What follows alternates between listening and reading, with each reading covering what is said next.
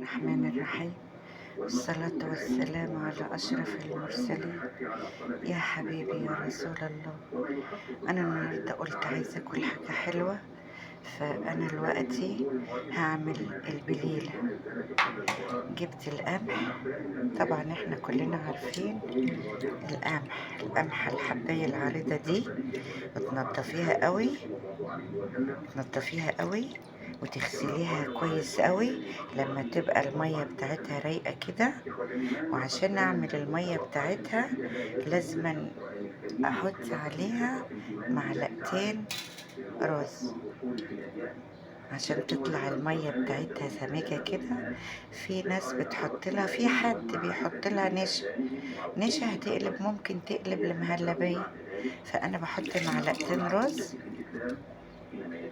واسيبها منقوعة شوية.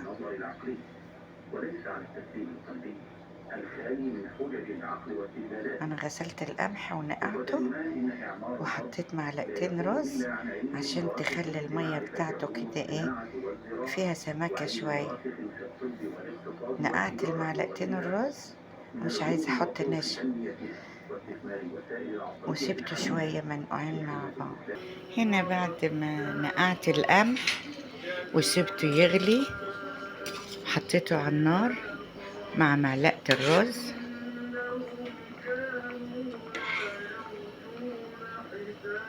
وسبته يغلي مع حبة الرز.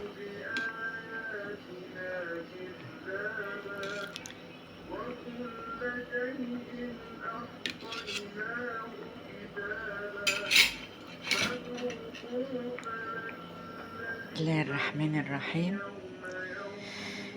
لا إله إلا الله، الحمد لله، الله أكبر، ولا حول ولا قوة إلا بالله. عندي هنا شوية مكسرات هحطهم على النار الأول كده. أحب أشممهم النار عشان تبقى ريحتهم حلوة. قبل ما أجرشهم أحطهم كده على النار شوية، شممهم ريحة النار. بحب عشان تبقى ريحتهم حلوة. شوية مكسرات باقيين من رمضان، كل سنة وانتم طيبين. هشممهم النار شوية كده، يسخنوا معايا شوية على النار كده قبل ما اجرشهم. عندك بقى جوز الهند حطي، عندك كنافة محمرة حطي، زي ما تحبي. دول كانوا فايضين عندي، قلت اما اجرشهم كده واحطهم على البليل. عندي هنا كيلو لبن،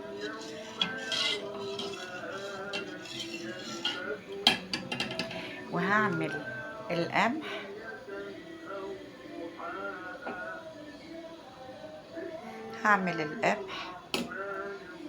واخد منه على قد ما انا عايزه، واحط الباقي في كيس واحطه في الفريزر. بس استنى اما يستوى ويبرد، واحطه اخد منه زي ما انا عايزه واحطه في الفريزر، واخد منه وقت ما احب، واحط على قد اللبن بتاعي اللي انا هستعمله. هجرش جرشه بسيطه كده في الكبه، جرشه كده.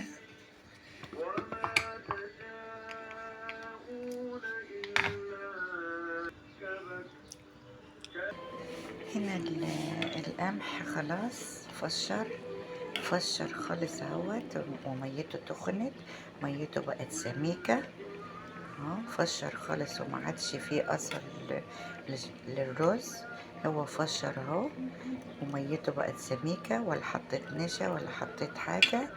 وهحطه بقى في اللبن عشان ياخد من طعم اللبن، يغلي شوية مع اللبن وياخد من طعم اللبن. شوف المية بتاعته بقت سميكة ازاي، المية بتاعته بقت سميكة. اللبن بتاعي، وهتحلي السكر حسب الرغبة بتاعتك، حسب ما انت عايزة. حلي السكر بقى زي ما انت عايزة.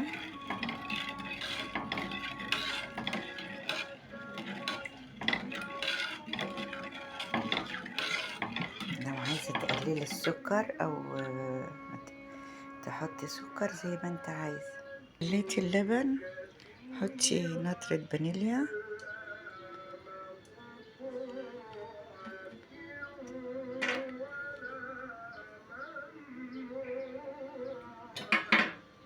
بعد ما احلي اللبن، استغفر الله العظيم، عايزاكي كده طول ما انتي واقفة في المطبخ تستغفري ربنا. بعد ما حليت اللبن هاخد كده من القمح بتاعي واحط على قد ما انا عايزة في اللبن.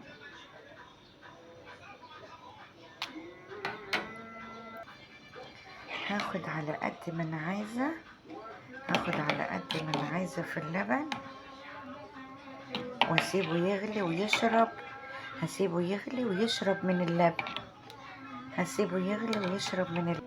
ده اللي بقى هسيبه يبرد، واحطه في كيس واحطه في الفريزر.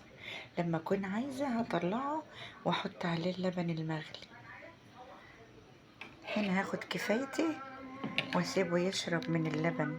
سيب القمح يشرب من اللبن عشان يشرب طعم اللبن. استغفر الله العظيم، سبحان الله وحمده عدد خلقه ورضا نفسه وزنة عرشه ومداد كلماته. سبحان الله وبحمده عدد خلقه ورضا نفسه وزنة عرشه. سبحان الله وبحمده عدد خلقه ورضا نفسه وزنة عرشه ومداد كلماته. طول ما انتي قاعدة في المطبخ، طول ما انتي واقفة بتعملي حاجة في المطبخ، استغفري وخليكي فاكرة ربنا. استغفري واذكري الله. مفيش احسن من انك تذكري الله. ربنا كريم، ربنا ما بيجيبش حاجة وحشة. وسيب البليلة تشرب من اللبن وتاخد حلاوة اللبن. عملت البليلة،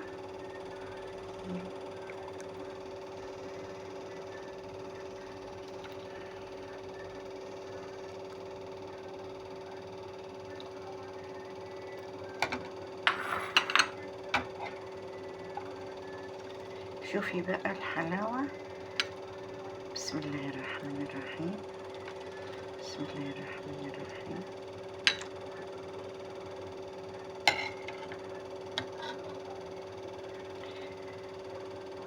سبحان الله وبحمده عدد خلقه ورضا نفسه وزنة عرشه ومداد كلمات. سبحان الله وبحمده عدد خلقه ورضا نفسه وزنة عرشه ومداد كلمات.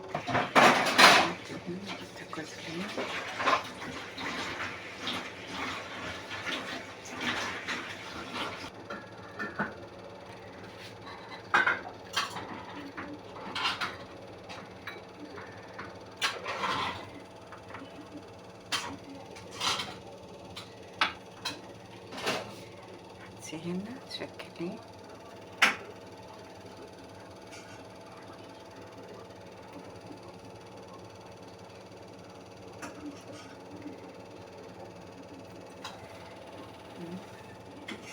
هاتي المكسرات.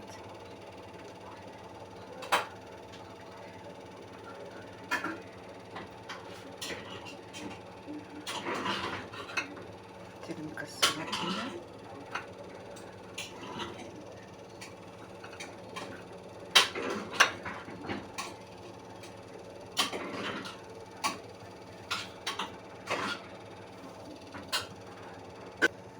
عندي هنا قشطة وش اللبن كنت شايلاه، لو عايزة تحطي عليها حطي.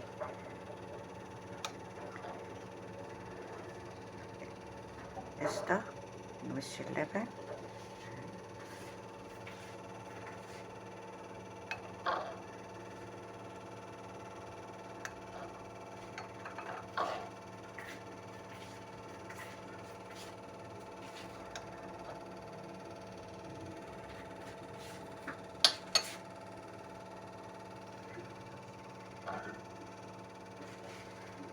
كده يبقى معاكي.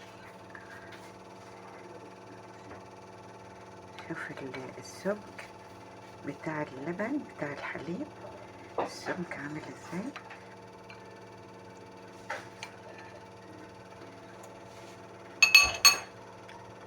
واو تحفة.